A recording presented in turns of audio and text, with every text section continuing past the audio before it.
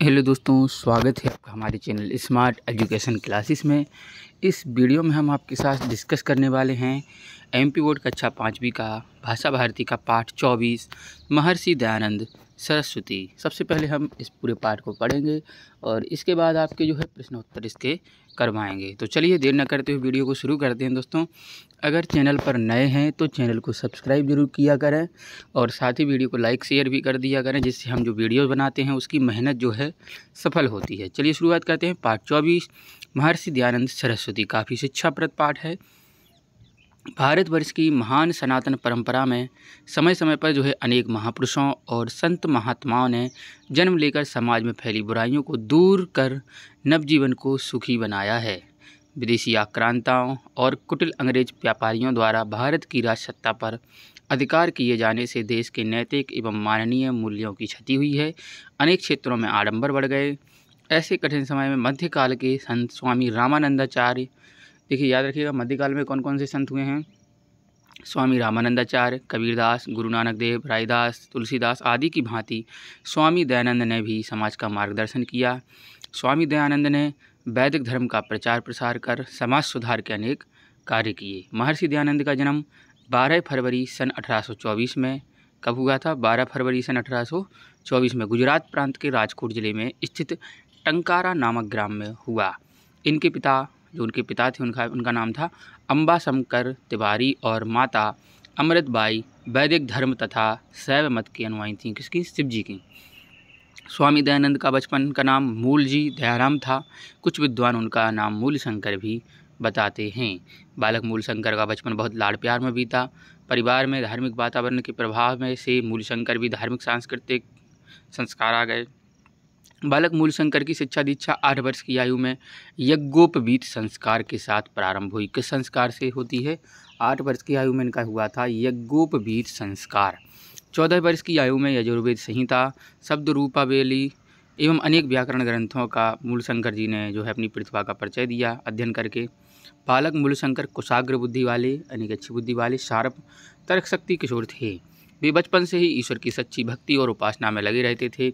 मूलशंकर 16 वर्ष के थे तब उनकी छोटी बहन की असमय मृत्यु हो जाती है। 3 वर्ष बाद उनके चाचा भी परलोक सिधार जाते हैं। तो परिवार में हुई दोनों दुखद घटनाओं से मूलशंकर का मन इनमें मन में वैराग्य भाव पैदा हो जाता है। वे गृह त्याग करके देशाटन चले जाते हैं। यहीं से उनके दयानंद बनने की यात्रा प्रारंभ हुई।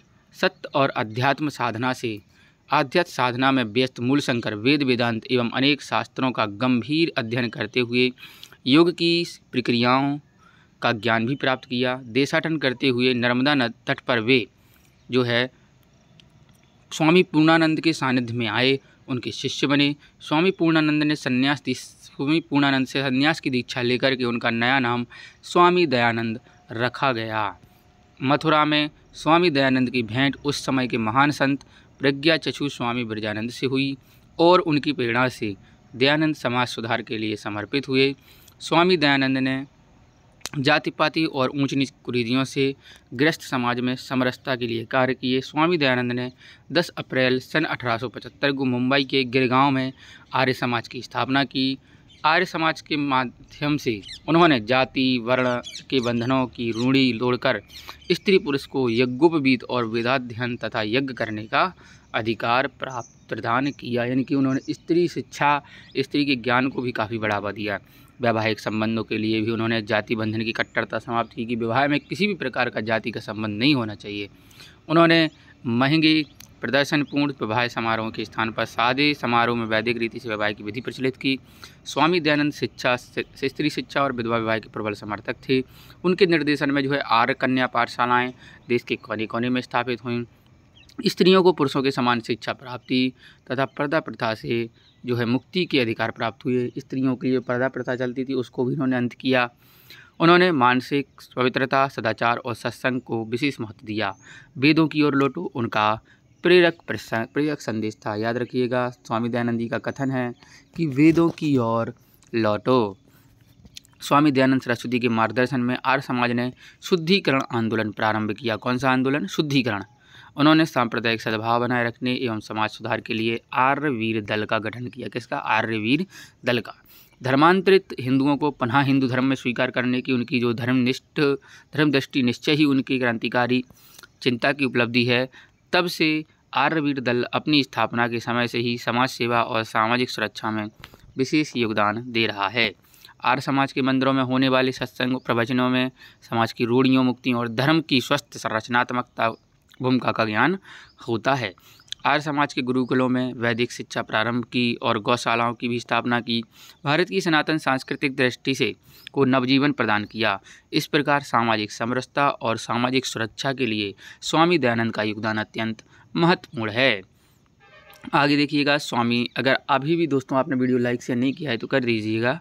स्वामी दयानंद सरस्वती ने स्वतंत्रता संग्राम में भी अपना महत्वपूर्ण योगदान दिया। सन 1857 की क्रांति की घटना के बाद महर्षि दयानंद ने अंग्रेजों के अत्याचारों से पीड़ित जनता के हालचाल जानने के लिए गुप्त रूप में भ्रमण किए।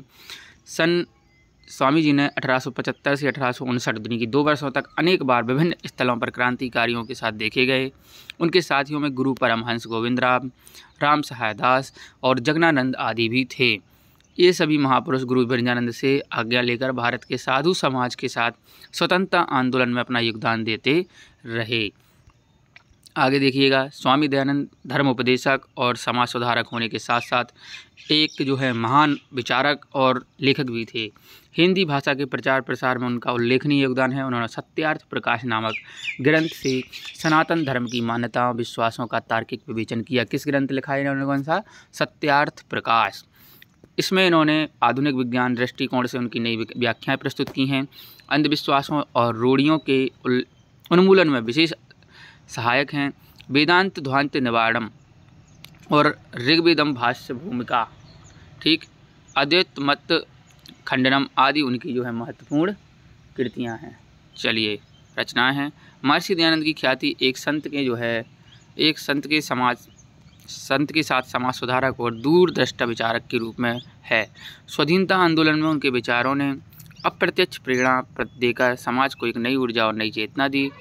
भारतीय न्याय शास्त्र, धर्म दर्शन, सामाजिक समरसता और वैदिक चेतना के ध्वजवाहक महर्षि दयानंद 30 अक्टूबर सन 1883 को दीपावली के दिन ब्रह्मलीन हुए। वंचितों की उद्धार और नारी जाति के कल्याण सहित शिक्षा आदि क्षेत्रों में दिए गए महर्षि दयानंद के कार्य को सदैव ये योगदान करते रहेंगे। शब्दार्थ, आक्रांता होता कोई जो चीज़ एक है, जैसे आक्रांता यानी कि एक जो किसी चीज़ को बदल देता हो, ठीक है, अच्छा विचारक कहेंगे हम। जैसे दयानंद सरस्वती जी एक आक्रांता थे। आडंबर, जो समाज में फैली बुराइयां होती हैं। अनुयायी, किसी का अनुसरण करना, जैसे कोई किसी का अनुयायी होता है, अनुसरण करना। सानिध्य साथ, किसी के साथ रहना। ब्रह्मलीन होना यानी कि अपना शरीर त्यागना, ईश्वर में मिलना। और प्रज्ञा चक्षु, चक्षु मतलब आँखें, प्रज्ञा चक्षु एक संस्कार होता है एक प्रकार का। चलिए, स्वामी दयानंद के गुरु का नाम तो स्वामी पूर्णानंद उनके गुरु का नाम था। मध्यकाल के प्रसिद्ध संत कौन कौन थे? स्वामी रामानंदाचार्य, कबीरदास, गुरु नानक आदि।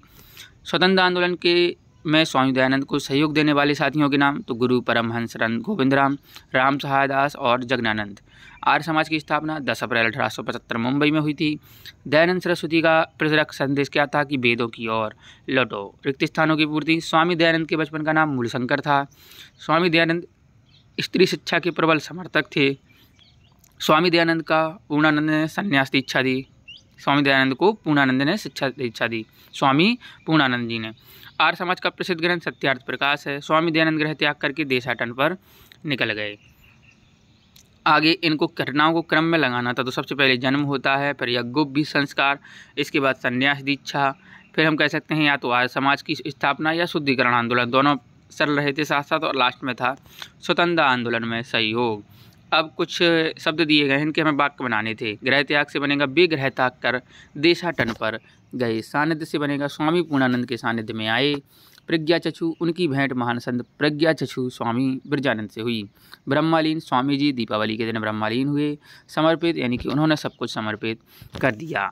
इसके बाद एक प्रत्यय लगा के जो हमें बताना है, जैसे विज्ञान में एक लगाएंगे तो वैज्ञानिक, समाज में एक सामाजिक, वेद में एक वैदिक, विवाह में एक लगेगा तो वैवाहिक, आध्यात्म में लगेगा आध्यात्मिक और संप्रदाय में सांप्रदायिक बन जाएगा। ठीक है, तो ये था हमारा स्वामी दयानंद सरस्वती जी के ऊपर पूरा चैप्टर। वीडियो कैसा लगा कमेंट बॉक्स में ज़रूर बताइएगा। साथ ही वीडियो को लाइक शेयर करें और चैनल को सब्सक्राइब करना ना भूलें। जय हिंद, जय भारत।